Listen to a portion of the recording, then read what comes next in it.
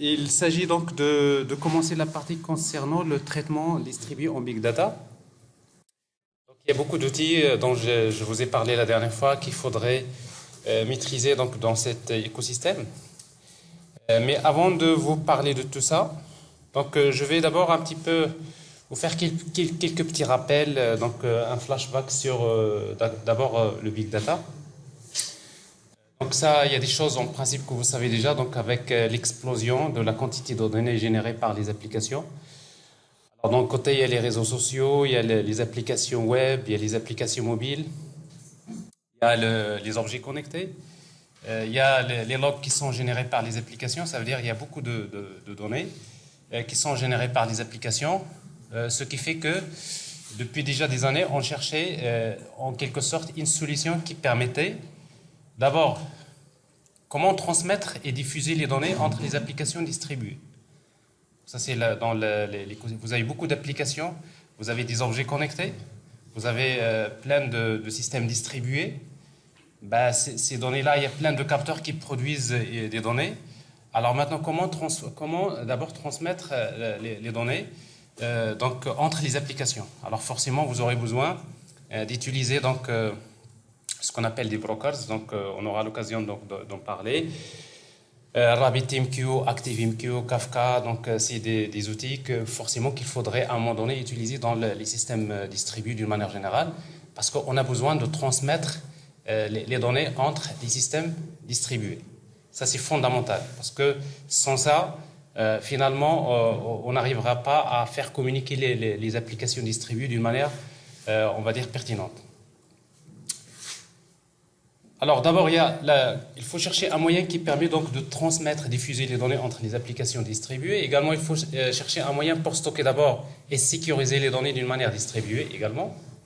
Alors ici, donc, il y avait une évolution, notamment Hadoop HDFS. Donc ça, j'aurai l'occasion tout à l'heure de vous en parler.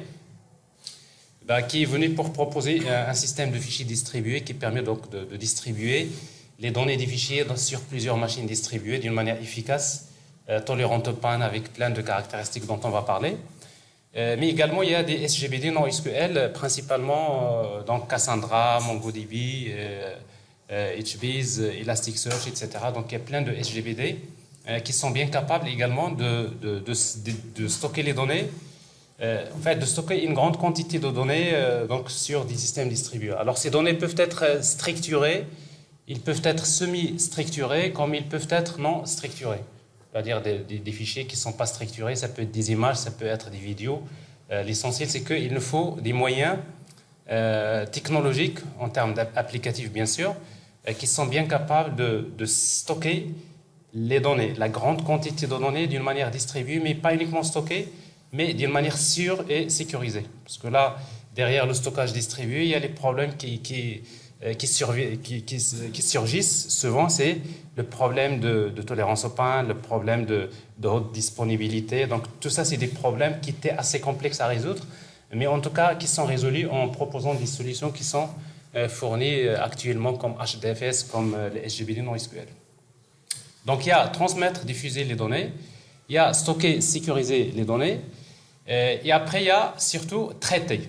Parce qu'en fait, il ne s'agit pas uniquement de stocker les données, mais surtout, c'est traiter et analyser les données d'une manière distribuée également. Vous voyez donc le terme distribué là, il est toujours pratiquement, il est là parce qu'en fait, quand vous dites big data, c'est-à-dire donc vous êtes dans les systèmes distribués.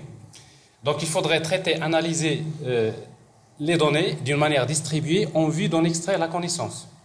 Donc vous avez des milliers de données que vous stockez, mais si vous stockez les données, si vous n'êtes pas capable d'extraire les connaissances, d'extraire la valeur pour des prises de décision, alors généralement c'est que vous n'avez pas réussi votre approche en fait d'analyse de données, c'est-à-dire votre approche big data, donc forcément nécessite de faire des traitements distribués. Alors pour cela, en fait dans le traitement distribué, donc il y a d'abord le big data processing qui est dans lequel on trouve deux variétés. Donc il y a ce qu'on appelle le batch processing et stream processing. Alors dans le batch processing, c'est quoi? L'idée c'est quoi? C'est de stocker d'abord une quantité de données d'une période donnée. Ça peut être par exemple les données d'un jour, d'une semaine, d'une année, peut-être d'une durée qui est assez grande. Donc on va d'abord stocker des données, plutôt d'une période bien déterminée, et après par la suite, on va commencer à traiter ces données-là d'une manière, c'est-à-dire pour extraire la connaissance à partir de ces données-là. Alors ici donc généralement, parfois le traitement peut prendre des minutes, peut prendre 10 heures, peut prendre 10 jours, donc tout dépend en fait, de la nature de l'application. En batch processing, c'est que vous avez une grande quantité de données qui sont distribuées. Ces données-là sont relatives à une période donnée. Comme je disais, donc ça peut être par exemple les transactions bancaires. Vous regroupez les transactions bancaires pendant une semaine, et après vous stockez d'abord les transactions bancaires, et après par la suite vous effectuez un traitement sur ces transactions bancaires pour faire de l'analyse, pour faire extraire la connaissance et extraire donc des indicateurs de prise de décision. Alors si vous faites ça, c'est que vous êtes en train de faire ce qu'on appelle le batch processing. Alors pour faire du batch processing, donc il y a des frameworks qui sont fournis, qui existent, qui sont très utilisés. Au départ, c'était MapReduce, donc ça c'est un framework qu'il faudrait souvent connaître, en tout cas, et l'utiliser à un moment donné. Il y a Spark, donc on aura l'occasion également de l'utiliser. Donc Spark, il est venu pour donc fournir, soi-disant, une alternative à MapReduce, parce qu'il fournit donc en quelque sorte un système beaucoup plus performant, avec plus de possibilités par rapport déjà à MapReduce. Mais en tout cas, donc MapReduce, si vous voulez, on va dire, c'est le standard des traitements distribués en batch processing. Donc, c'est-à-dire que souvent, quand vous êtes dans l'apprentissage, souvent, bon, ça c'est quelque chose qui est fondamental, qu'il faudrait d'abord connaître comment travailler avec MapReduce. Alors pour le stream processing, donc qu'est-ce qui se passe? C'est que vous avez un flux de données qui arrive. Donc vous avez des données qui arrivent, soit par exemple il y a des capteurs qui produisent des données, et après ces données sont transmises via des brokers, sous forme de stream de données. Donc vous avez des données qui arrivent, des streams de données, et après on a besoin de faire des traitements en temps réel, c'est-à-dire au fur et à mesure que les données arrivent, moi je suis en train de faire le traitement. Alors dans ce cas-là, vous êtes dans une logique de stream processing. Alors quand vous êtes dans le stream processing, en fait il y a deux variantes également dans le stream processing. Il y a ce qu'on appelle le native processing, dans lequel vous avez vraiment du temps réel, c'est-à-dire chaque donnée, chaque enregistrement qui arrive, vous le traitez. Et après il y a ce qu'on appelle les micro-batch processing. Alors micro-batch processing, ça veut dire quoi? C'est du stream processing.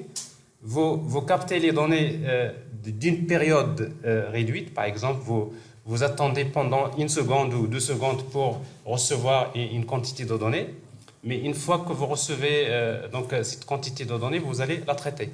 Donc finalement, vous ne traitez pas l'enregistrement dès son arrivée.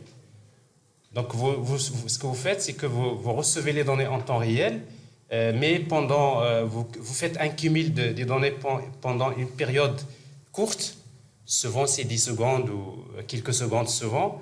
Parfois, ça peut être 1 minute, donc tout dépend des cas, mais c'est de l'ordre des 10 secondes. Donc si vous cumulez les données, et après ces données-là, donc vous les traitez.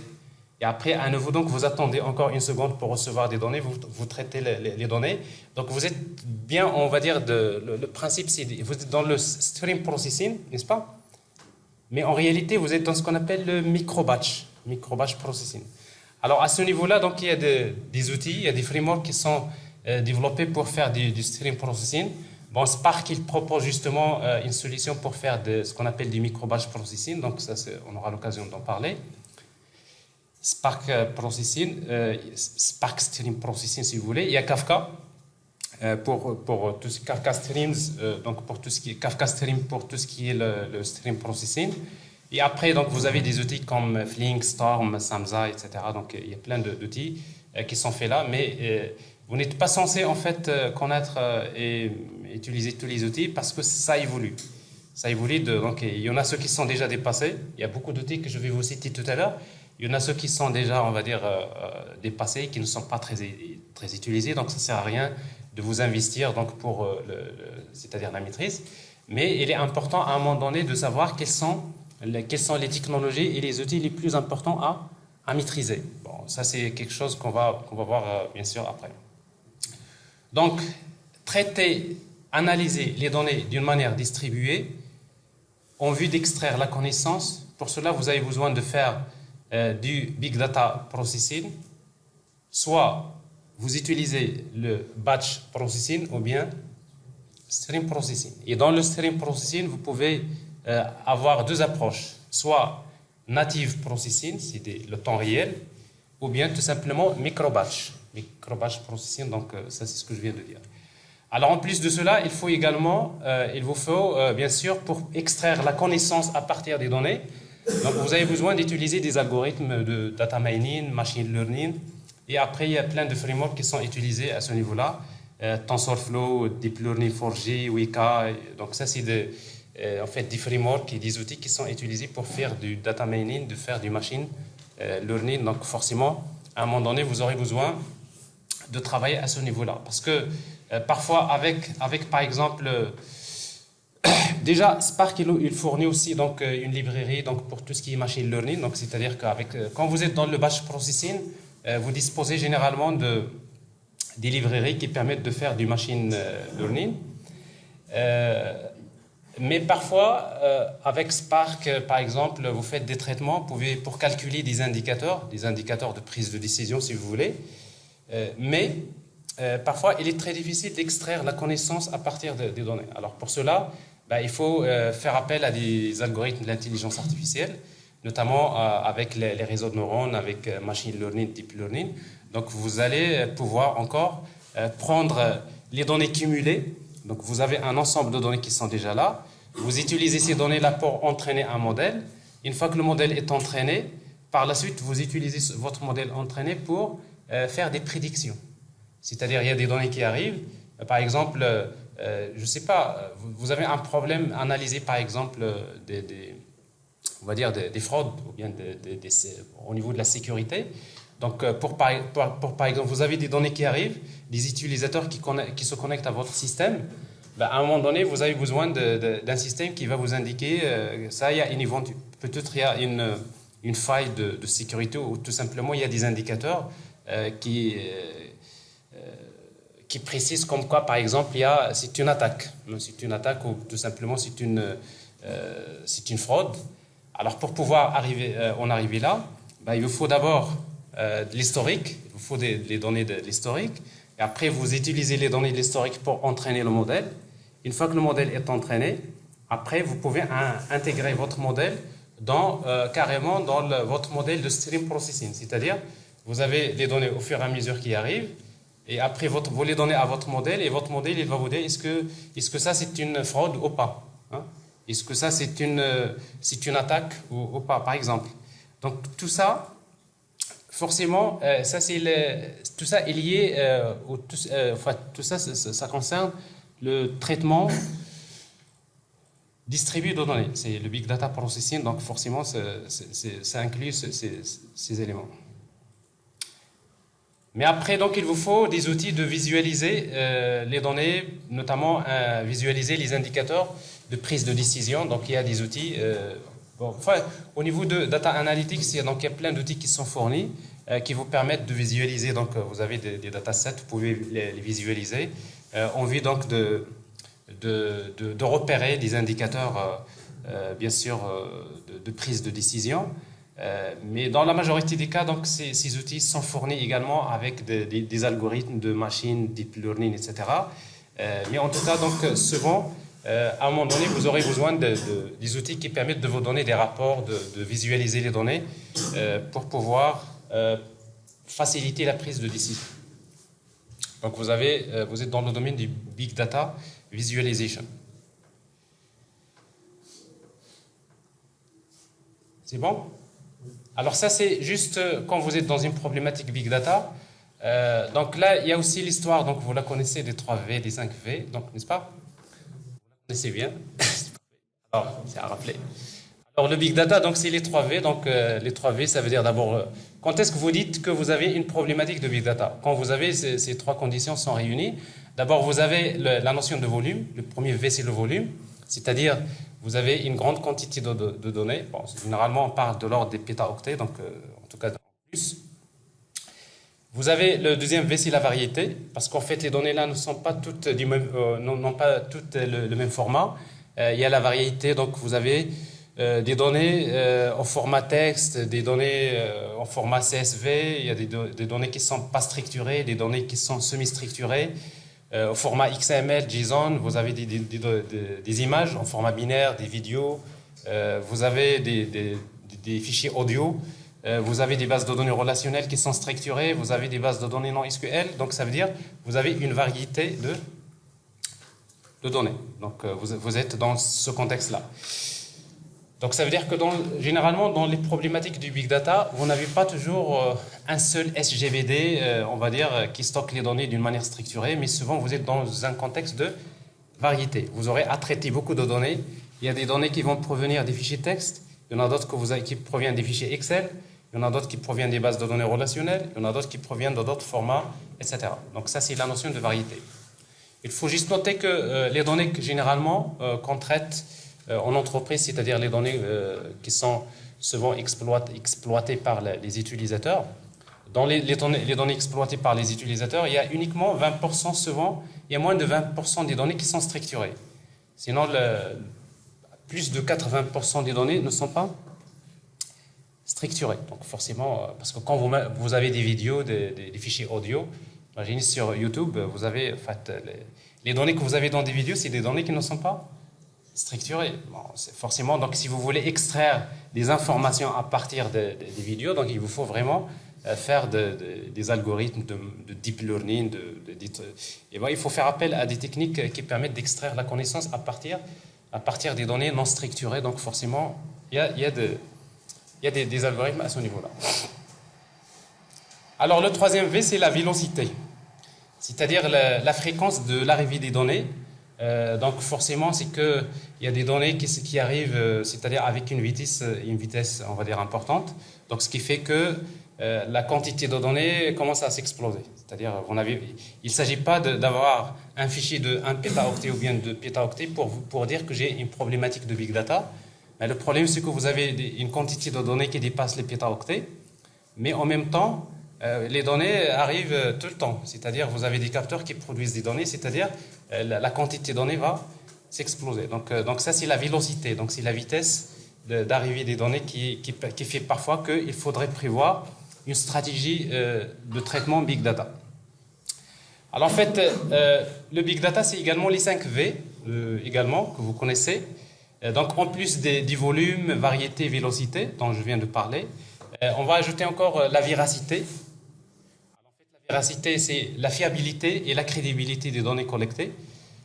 Souvent, il faut également s'assurer que les données que vous êtes en train de stocker, de traiter, sont fiables. Donc on va s'intéresser à la source des données. Alors ça, c'est un critère qui est important parce que avant d'avoir une stratégie de collecte de données, c'est-à-dire dans laquelle vous prenez n'importe quelle donnée, souvent, vous allez vous retrouver en train de traiter des données qui sont inutiles. Donc, ce qui fait que dans la stratégie de collecte de données, il faut également avoir une stratégie comment, on va dire, trier les données, c'est-à-dire comment filtrer les données selon la véracité. Quelle est la donnée en fait, selon la véracité, c'est-à-dire selon, en quelque sorte, la source de l'information. Il y a des sources qui sont crédibles, il y a des sources qui ne sont pas crédibles, etc. Donc, à ce niveau-là, comment encore distinguer les sources qui sont crédibles des sources qui ne sont pas crédibles?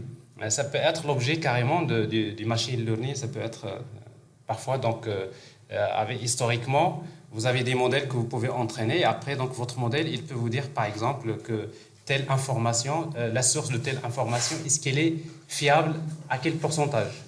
Donc ça veut dire que vous devrez avoir à un moment donné, vous devrez disposer d'un moyen qui permet donc de s'intéresser à cette partie véracité. Alors le cinquième V, c'est la valeur. Alors maintenant, quand on a des données, donc il faut également penser à la valeur. La valeur, ça veut dire le profit et la connaissance que l'on peut extraire de cette donnée. À quel degré cette information elle est importante? Donc c'est la même chose. Tout à l'heure, on s'intéresse à la source de l'information. c'est-à-dire est-ce qu'il est crédible ou pas. Et dans cette partie-là, on va s'intéresser plutôt à l'information elle-même, c'est-à-dire c'est quoi sa valeur. Donc, est-ce qu'il serait intéressant de la stocker dans notre système, ou tout simplement c'est une information que je peux ignorer et il ne va pas servir à grand-chose. Ok? Donc voilà l'histoire des 3V et l'histoire des 5V, n'est-ce pas? Alors si vous avez des questions au fur et à mesure, vous pouvez les poser parce que pour moi, donc c'est un petit rappel et rafraîchir. Il y a des choses peut-être que vous ne connaissez pas, mais en tout cas, donc ça c'est... Alors il y a ici un exemple parlant d'un problème un problème par exemple, une problématique du big data. Alors, supposons que vous avez une compagnie aérienne qui s'intéresse à collecter les données relatives au vol de 6 avions.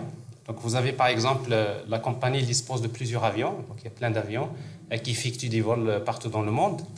Et après, pour chaque vol, on s'intéresse, on voudrait que par exemple collecter en temps réel les données d'abord relatives à la vitesse de l'avion, c'est-à-dire recevoir la variation de la vitesse de l'avion en temps réel. Alors on va supposer que les données de la vitesse sont fournies, sont envoyées en format CSV, par exemple. Également, on a besoin de collecter les données de la géolocalisation, c'est-à-dire la position géographique les coordonnées géographiques de la position de l'avion. Alors, on suppose que ces données sont fournies en format JSON. Quand je dis géolocalisation, c'est-à-dire longitude, latitude et latitude. Longitude, latitude, latitude. Voilà. Également, on a besoin de récupérer les informations sur la température en temps réel et l'humidité. Donc ça, c'est des données relatives à la météo. Donc vous avez des données qui sont fournies au format XML, par exemple.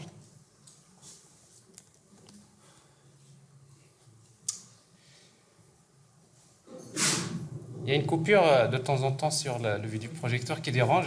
Moi, il ne me dérange pas, mais je sais qu'il vous dérange. Parce que moi, je vois parfaitement bien l'écran. Et quoi d'autre? J'étais là sur l'humidité. Et également, j'ai besoin de collecter des informations sur les sites web fréquentés par les utilisateurs. Parce qu'aujourd'hui, donc, on peut avoir une connexion Wi-Fi dans des avions. Ça veut dire que les utilisateurs, ils peuvent naviguer sur des sites, ils peuvent visiter des sites. Et moi, j'ai besoin, dans ma stratégie, de collecter les informations.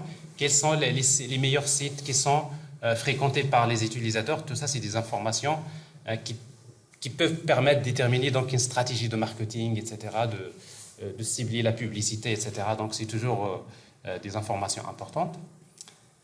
Quoi d'autre? Les incidents sur le vol. Donc, à chaque fois qu'il y a un incident, donc, c'est des données qui peuvent être envoyées en format texte. Et tout ça pendant toute la durée, en fait, c'est-à-dire du vol. Et si vous voulez traiter ces données-là en temps réel, donc vous devrez avoir une solution de stream processing. Donc là, on va utiliser par exemple Kafka Streams, donc on aura l'occasion de voir comment travailler avec ça. On peut utiliser donc une stratégie du stream processing pour pouvoir dégager un tableau de bord en temps réel. C'est-à-dire, en temps réel, j'ai plein d'indicateurs qui permettent de faciliter donc, la prise de décision. Et ça, c'est quelque chose qui est vachement important pour les entreprises d'une manière générale. Mais en même temps, il se peut qu'on vous dise, déjà, il y a le problème ici, donc, on a les 3V, n'est-ce pas? Ils sont où les 3V à ce niveau-là? Le premier V, c'est quoi le premier V? C'est le volume, parce que vous avez une grande quantité de données, parce qu'en fait, chaque milliseconde, vous avez des informations qui arrivent. Vous avez la variété, parce que là, vous avez des données CSV, JSON, texte, XML, etc. Vous avez la vélocité, parce que les données arrivent à une vitesse qui est très, très importante. Chaque milliseconde, je reçois des données. Et quoi d'autre? Alors après, par la suite, si vous vous intéressez également à la véracité et la valeur, bien là, ça se passe au niveau de, bien sûr, c'est-à-dire de l'origine de transmission de l'information. Alors c'est donc, je vais supposer que la véracité, elle est là parce que je suppose que toutes les données qui arrivent sont fiables, parce que je connais les capteurs qui sont installés dans les avions, donc leur fiabilité et c'est-à-dire la fiabilité des capteurs, généralement, c'est quelque chose d'important. Donc, je suppose qu'il y a la fiabilité. Enfin, la fiabilité, donc, c'est-à-dire la fiabilité de la source d'information, pour moi, c'est les capteurs. Et la valeur, c'est tout simplement, bon, alors je sais très bien que toutes ces informations-là, les sites fréquentés, qu'est-ce que je vais m'intéresser à quoi? Est-ce que je veux juste le site, par exemple, l'adresse du site, ou tout simplement je veux la durée que l'utilisateur passe dans la page, est-ce que je veux, etc. Donc il faut s'intéresser quelles sont vraiment les informations qu'il faut collecter. Parce que ça ne sert à rien parfois de collecter des informations qui ne vont pas apporter de la valeur. Oui, donc ça c'est un système, mais en même temps, donc là, on peut vous demander par exemple, on voudrait traiter les données archivées depuis 3 ans. Alors si on vous demande de traiter des données archivées pendant 3 années, donc vous êtes dans une stratégie de batch processing. Donc là, avec Spark, avec MapReduce, donc vous pouvez donc envisager, c'est-à-dire des modèles qui permettent de faire ça.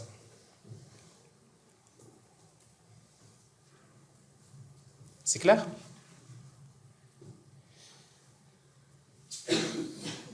Bon, le stockage. Alors, le stockage, les unités de stockage, depuis le bit, l'octet, kilooctet, il faut juste rappeler que pour passer des bits à l'octet, c'est 8 bits, n'est-ce pas? Un octet, c'est 8 bits, un kilooctet, c'est 1024 octets, un mégaoctet, c'est 1024 kilooctets, un téraoctet, c'est 1024 mégaoctets, un pétaoctet, c'est 1024 téraoctets. Et après, à partir de pétaoctet, vous êtes dans le big data. Et après, il y a le zeta-octet et l'iota-octet. Tout ça, à chaque fois, vous multipliez par 1024.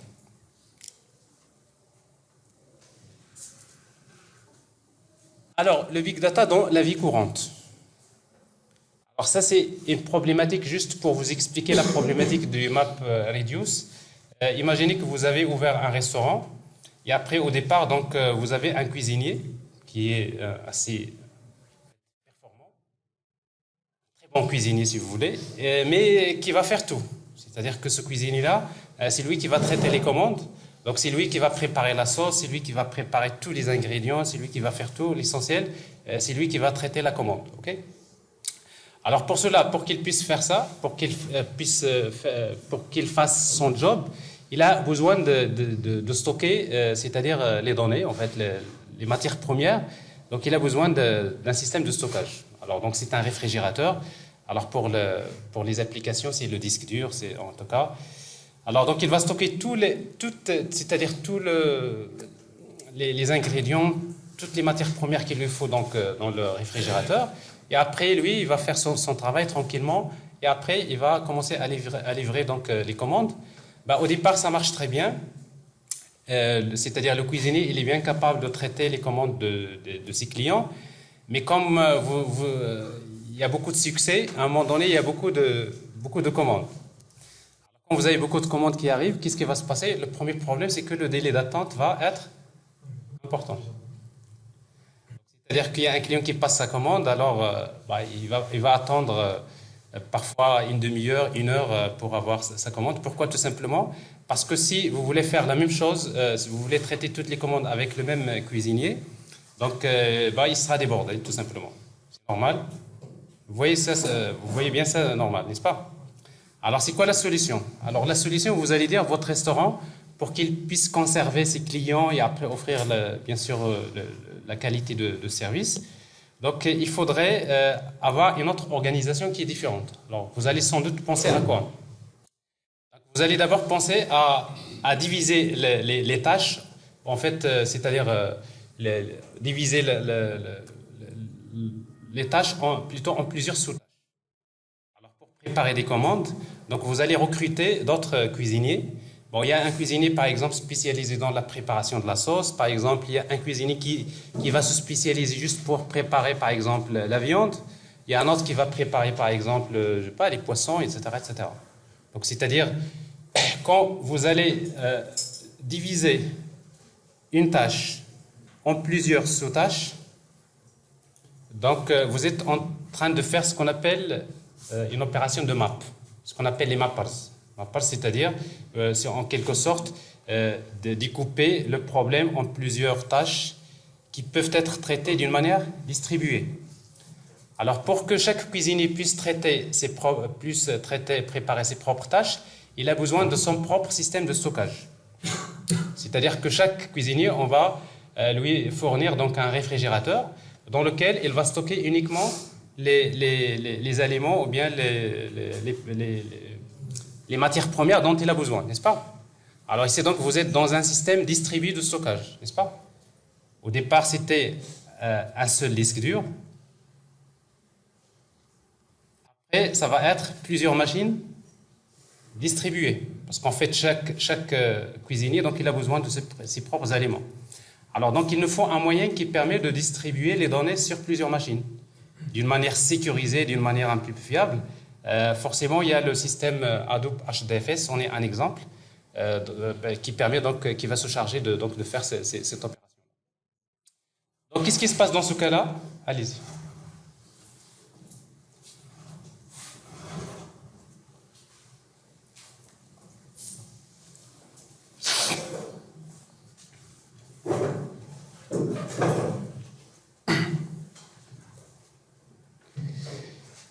Donc, alors, qu'est-ce qui se passe dans ce cas-là? Donc, quand vous avez une commande, alors forcément, pour chaque commande, donc vous avez déjà, en quelque sorte, elle est divisée en plusieurs sous-tâches. Donc, chaque cuisinier, il va s'occuper de sa propre tâche.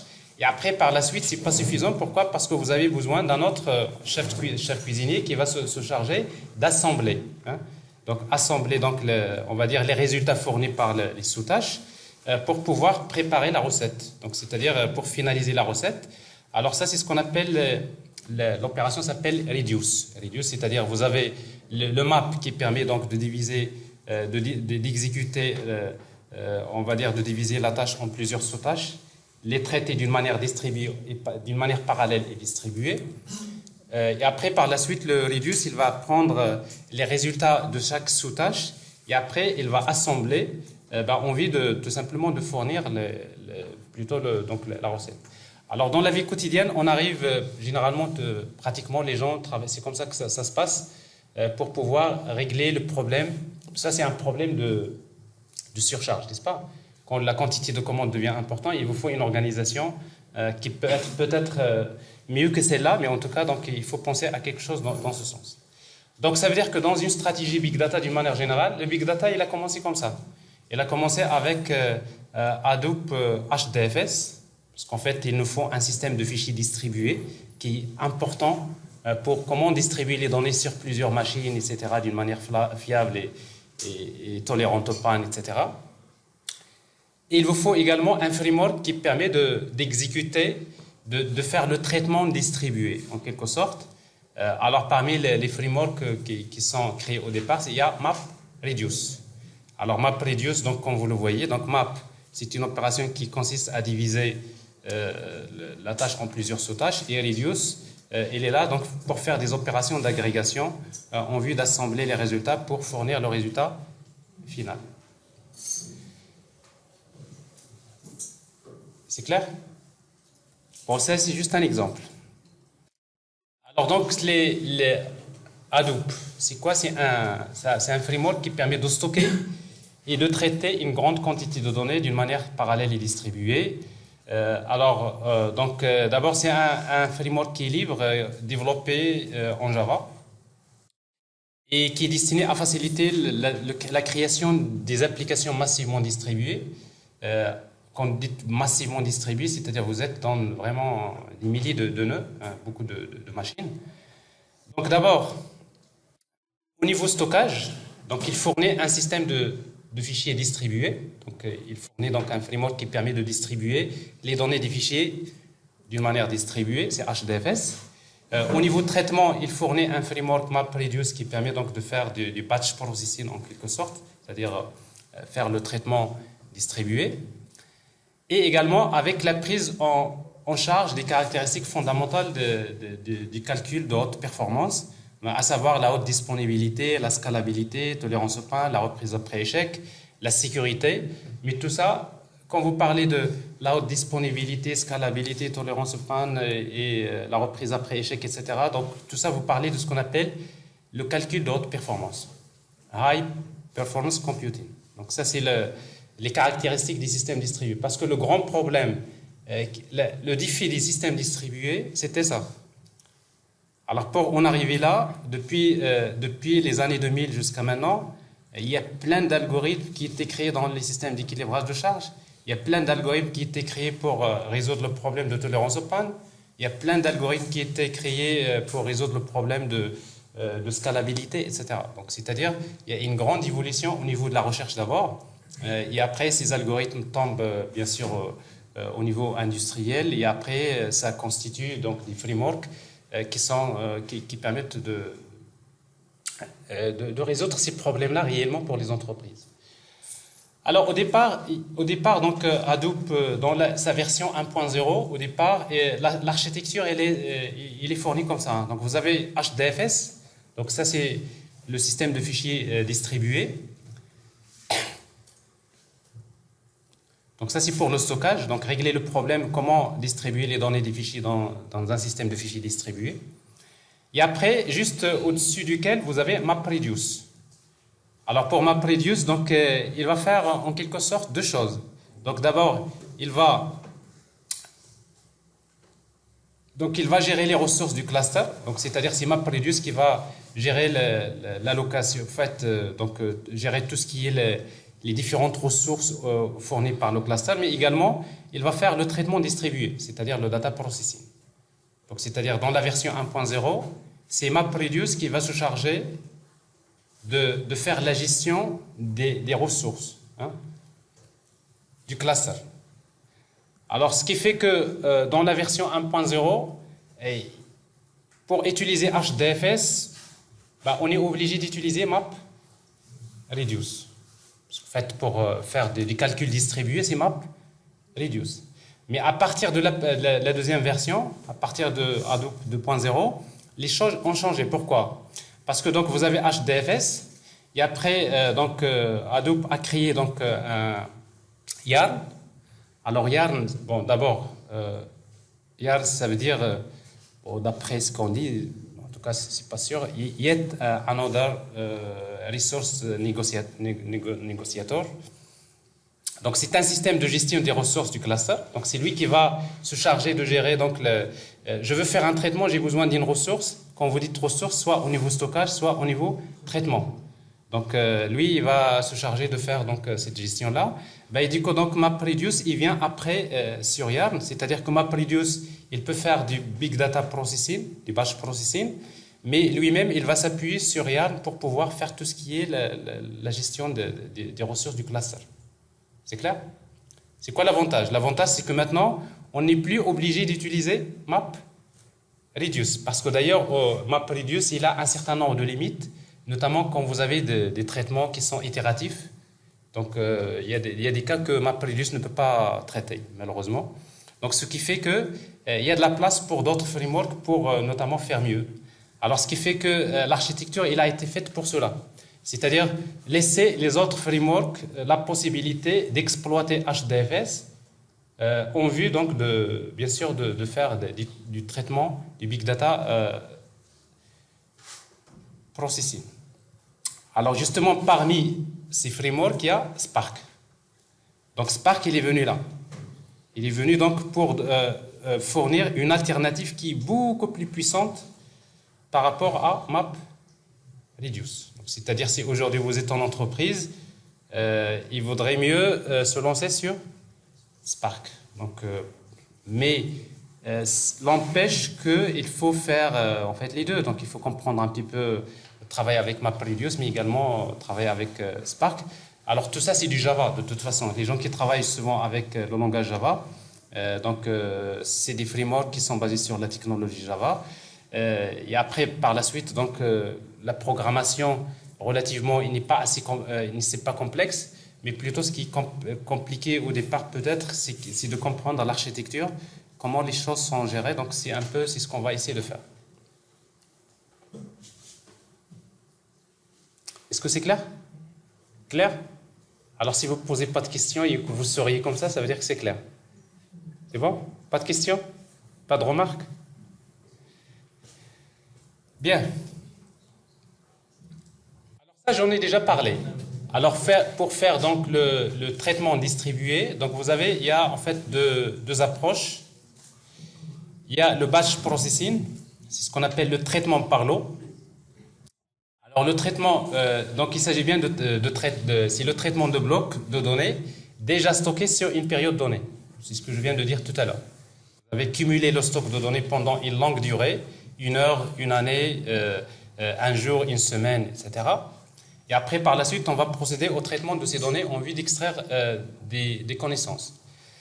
Alors, généralement, ces données contiennent des millions d'enregistrements pour chaque jour, etc. Donc, c'est ce que je viens de dire. Et après, ces données sont dans la logique de variété. C'est des fichiers CSV, SQL, non SQL, etc. Alors, exemple de framework que vous pouvez utiliser pour faire du batch processing, comme je disais, donc il y a MapReduce et Spark. Alors après, il y a le stream processing, donc c'est le traitement de flux.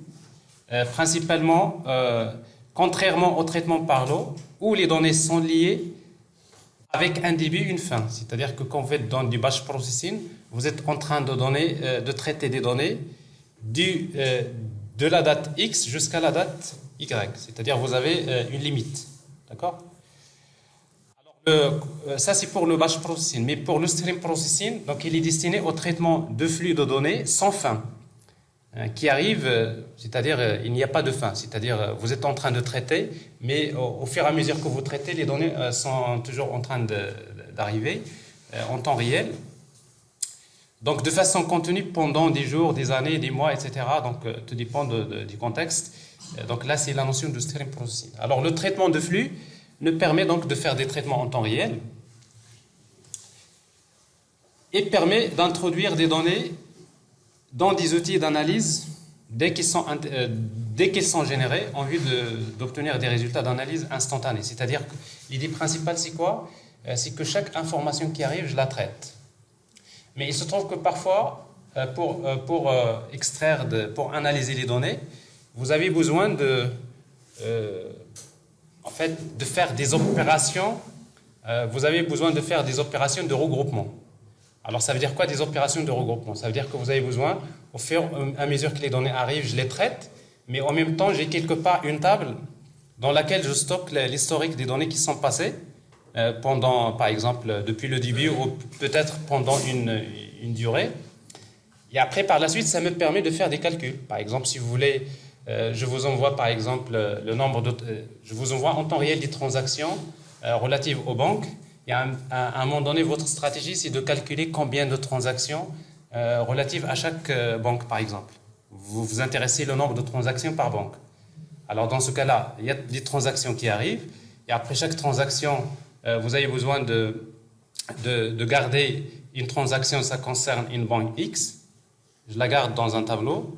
J'ai une autre transaction qui concerne la banque Y. Je la garde dans un tableau. Et après, j'ai une autre transaction par exemple, qui concerne toujours la banque X. Donc, je vais grouper toutes les transactions de la banque X et je groupe les transactions de la banque Y. Et après, ça va me permettre facilement de faire un compte, des opérations de comptage ou des opérations d'agrégation, etc. Mais tout ça, généralement, on a besoin de le faire en stream processing. Alors, si vous voulez... là, juste, il y a un schéma ici que je ne vous ai pas montré. En fait, en batch processing, l'idée c'est quoi? C'est que les données produites dans le jour numéro 1 sont traitées le jour numéro 2. Alors, si les données traitées dans le jour numéro 1 sont traitées dans le jour suivant, c'est quoi ça? C'est du batch. Alors que dans le stream processing, c'est que les données traitées le jour X sont traitées le jour X. Et même, je ne parle pas du jour, mais l'heure, c'est-à-dire à l'instant où les données sont produites, donc ils vont être traitées en temps réel. Donc ça, c'est le stream processing. Alors, dans le stream processing, donc, vous avez des outils qui peuvent être utilisés selon deux approches. Alors, donc, au niveau du stream processing, donc, soit vous faites du native streaming, donc forcément, c'est du traitement en temps réel. Chaque enregistrement entrant est traité dès son arrivée, sans attendre les autres. Donc ça, c'est traitement en temps réel. Alors, exemple d'outils, de frameworks qui permettent de faire donc du traitement temps réel, Storm, Flink, Kafka Stream, Samza. Donc ça, c'est des outils qui sont assez connus. Comme je disais tout à l'heure, on aura l'occasion de débattre peut-être quels sont les outils, faire une étude comparative, quels sont on va dire les points forts, les points faibles de chaque outil. Ça, c'est quelque chose que vous devrez connaître à un moment donné. Ou bien vous faites ce qu'on appelle le micro-batch processing. Alors même si je répète la même chose, donc c'est exprès parce que vous êtes très fragile. Ça vous arrive parfois de comprendre des choses ici en classe, quand vous sortez les escaliers, donc en cours d'escalier, vous perdez l'information, n'est-ce pas? Le seul moyen pour garder l'information, c'est parfois de répéter. Répéter, vous écrivez, parce que quand vous écrivez des choses, c'est le bon moyen un petit peu pour retenir les données. Alors, qu'est-ce qu'on avait dit au niveau batch processing? Sans lire ce qui est là au slide. Allez-y. Micro-batch processing.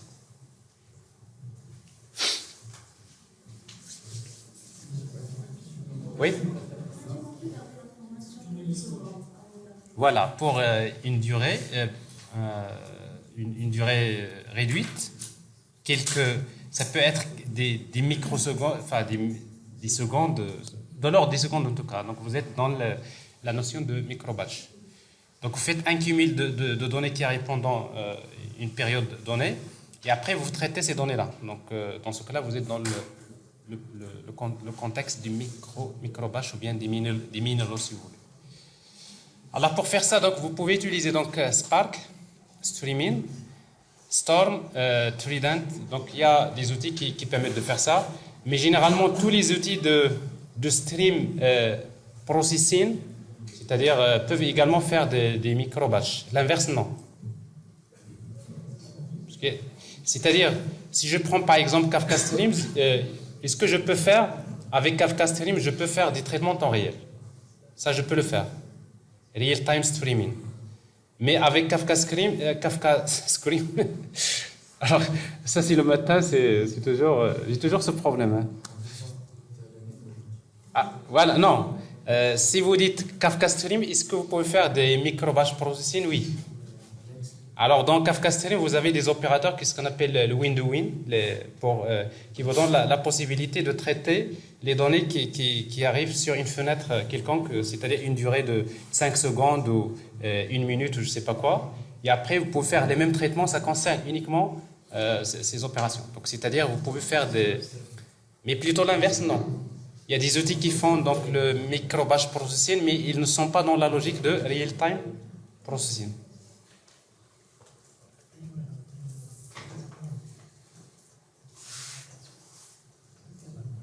Bon, après, donc, vous voyez, donc dans le Big Data, donc au début c'était ça, c'était HDFS, MapReduce, mais après, pas tous les programmeurs programment en Java, n'est-ce pas? Donc, du coup, il y a plein d'outils qui ont été créés et qui sont basés sur le HDFS et MapReduce pour créer un niveau d'abstraction qui permet de faire les traitements d'une manière distribuée, mais en utilisant des langages qui sont souvent familiers aux utilisateurs. Par exemple, les utilisateurs utilisent le langage SQL. On peut penser, par exemple, est-ce qu'il y a un outil qui permet d'exécuter des requêtes SQL sur un système de fichiers HDFS, n'est-ce pas? Ben justement, c'est ce qui s'est passé, c'est qu'il y a plein d'outils qui étaient créés et qui permettent donc de créer des environnements pour faciliter l'exploitation du traitement distribué basé sur en fait HDFS. Donc ça veut dire que l'écosystème des outils du Big Data s'est explosé avec plein d'outils. Donc, sauf qu'à un moment donné, ben, il faudrait savoir quels sont les outils qui valent la peine et les outils c'est-à-dire qui étaient venus après, qui se sont éteints. Donc ça c'est. Oui, vous voulez poser une question? Oui. Alors, je n'ai pas parlé dans Hadoop 3, donc j'aurai l'occasion d'en parler quand vous aurez étudié donc, le HDFS 2 pour voir en quelque sorte dans la haute disponibilité, il y a des algorithmes Dans Hadoop 2, ils utilisent une technique pour gérer le problème de haute disponibilité. Mais dans 3, donc, il y a il y a de nouveaux algorithmes qui sont utilisés et qui permettent, et qui sont encore mieux que ceux qui étaient dans HDFS 2. Mais je ne vais pas en parler maintenant, d'accord? Je préfère en tout cas, il y aura quelques exposés qui vont parler de chaque partie et on aura l'occasion donc de discuter de ça. Mais à la fin, il faudrait qu'on élabore un tableau comparatif entre les différentes solutions, chaque solution, qu'est-ce qu'elle fait, quels sont les problèmes, les limites de chaque version, etc. Alors ça, c'est un travail qu'on devrait faire ensemble à la fin. Alors, donc, l'écosystème du Big Data s'est élargi avec beaucoup d'outils. Donc déjà, on en a déjà parlé, au niveau du stream processing, vous avez Apache Storm, Flink, Spark, Kafka Streams.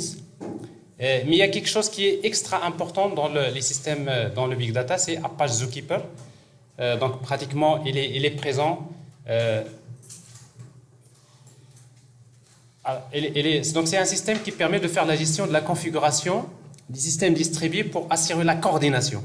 Le terme à retenir, c'est la coordination. Alors quand vous avez, je ne vais pas dire l'orchestration, mais surtout la coordination. Pourquoi? Parce que quand vous créez un cluster, n'est-ce pas? Vous avez un cluster, par exemple, en HDFS. Je vous donne juste un exemple. En HDFS, vous démarrez plusieurs nœuds. Donc, c'est un cluster, n'est-ce pas? Mais il se trouve qu'à un moment donné, il vous faut à un moment donné, comment savoir si, par exemple, un nœud est tombé en panne? C'est-à-dire que pour gérer le problème, par exemple, de la haute disponibilité, c'est que vous avez besoin, quand vous êtes dans HDFS, vous avez ce qu'on appelle la notion de master-esclave, n'est-ce pas? Vous avez un nœud master et vous avez des esclaves. Et après, pour résoudre le problème de tolérance aux pannes, etc., de la haute disponibilité, donc le nœud master, il vous faut, de toute façon, si vous avez un seul nœud master, donc s'il tombe en panne, c'est tout le système qui va tomber en panne. Donc ce qui fait qu'il faut démarrer plusieurs nœuds master. Mais quand vous démarrez plusieurs nœuds master, donc il y a un nœud qui est primaire, c'est lui qui va travailler, et les autres sont secondaires. Donc ce qui fait qu'à un moment donné, si le nœud master tombe en panne, ben, il faudrait que l'un des nœuds secondaires prenne, c'est-à-dire ce statut de devenir master. Donc comment faire ça? Comment faire la coordination entre ben, tout simplement, c'est grâce à Zookeeper. Donc Zookeeper, donc c'est un outil qui est extra important, qui est utilisé dans les systèmes distribués. C'est pour assurer la coordination entre les nœuds, de façon à garder l'état des nœuds. C'est-à-dire qu'en quelque sorte, si vous vous rappelez, j'avais parlé la dernière fois d'une mémoire partagée, n'est-ce pas? Créer une mémoire partagée, un système distribué, une sorte de mémoire partagée. Alors comment un ensemble de nœuds distribués peuvent coordonner en utilisant une mémoire partagée? Ben, tout simplement, Zookeeper, c'est une solution. Donc Hazelcast, c'est également une autre solution, etc. Mais en tout cas, Zookeeper, donc, il est utilisé par en tout cas donc, le HDFS, il est utilisé par Kafka, il est utilisé par Spark. Donc tous les outils que vous utilisez là, donc, en principe, derrière, il y a toujours Zookeeper. Donc on aura l'occasion d'en discuter dans chaque thématique, si vous voulez, qu'on va présenter. Alors comme je disais, donc après ça, donc, il y a beaucoup d'outils qui permettent donc, de stocker les données d'une manière distribuée. En fait, il y a des outils, des SGBD non SQL qui sont basés sur HDFS, comme par exemple HBase. Parce que HBase, c'est un SGBD non SQL, mais qui repose sur quoi? Sur HDFS, c'est-à-dire il est dans l'écosystème de Hadoop, HBase. C'est sa particularité, ça veut dire que les données, c'est-à-dire si vous voulez utiliser HBase, ça suppose que vous avez un cluster HDFS. Donc il repose sur un cluster comme ça. Alors que les autres SGBD non SQL, comme par exemple MongoDB, par exemple, il n'a pas besoin d'un cluster HDFS, donc il a ses propres algorithmes pour gérer son propre cluster. La même chose pour Cassandra, la même chose pour Elasticsearch. Alors, tout ça, c'est des outils NoSQL. NoSQL, donc je vous rappelle, ça veut dire c'est Not Only SQL. Alors, dans la majorité des cas dans ces SGBD, les données sont stockées en format JSON souvent, mais chaque SGBD non SQL diffère de l'autre dans sa manière un petit peu de stocker, de structurer les données. Donc la même chose, on aura l'occasion donc d'en parler dans vos exposés. Donc à chaque fois qu'on va présenter un SGBD, donc on aura l'occasion de parler un petit peu de ces différences. Alors Hazelcast également, c'est quelque chose d'extra important dans cet écosystème. Donc d'abord, il permet de créer un cache mémoire distribué. La même chose, vous pouvez l'utiliser pratiquement, il est présent dans pas mal d'applications. Mais également, Hazelcast, il peut également fournir en fait, un SGBD non SQL, mais en mémoire. C'est-à-dire que les données ne sont pas forcément stockées dans le disque, mais c'est pour plutôt avoir un SGBD non SQL in memory. C'est-à-dire, il est fait là, lui, pour éviter de faire des va-et-vient vers le disque dur. Donc, pour réduire la pression sur les SGBD. Donc, Hazelcast, il est extra important dans des architectures. Alors, la même chose, donc j'aurai l'occasion dans le cours des systèmes distribués, du lundi après-midi. Donc, on aura l'occasion donc de travailler avec Hazelcast. Bon, après, il y a plein d'outils encore. Donc, par exemple, Apache Pig, donc c'est une plateforme de haut niveau. Quand je dis de haut niveau, ça veut dire quoi? Ben, ça veut dire que c'est une plateforme qui vient après MapReduce. C'est-à-dire c'est des plateformes qui vont exploiter encore, qui vont essayer de faciliter en quelque sorte le traitement distribué, mais avec un niveau d'abstraction élevé.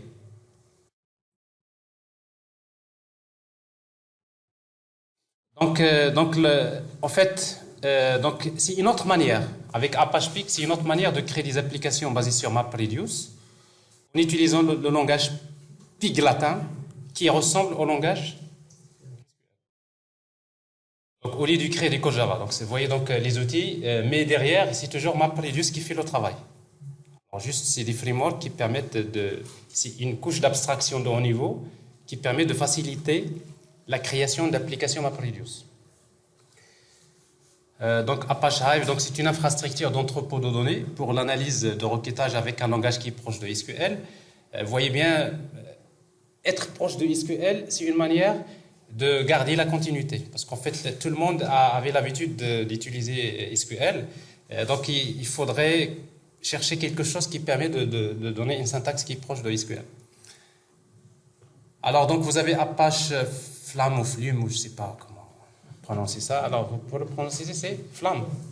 Flamme. Alors, Flamme, donc c'est un système de collecte d'analyse de fichiers log. Apache Scoop.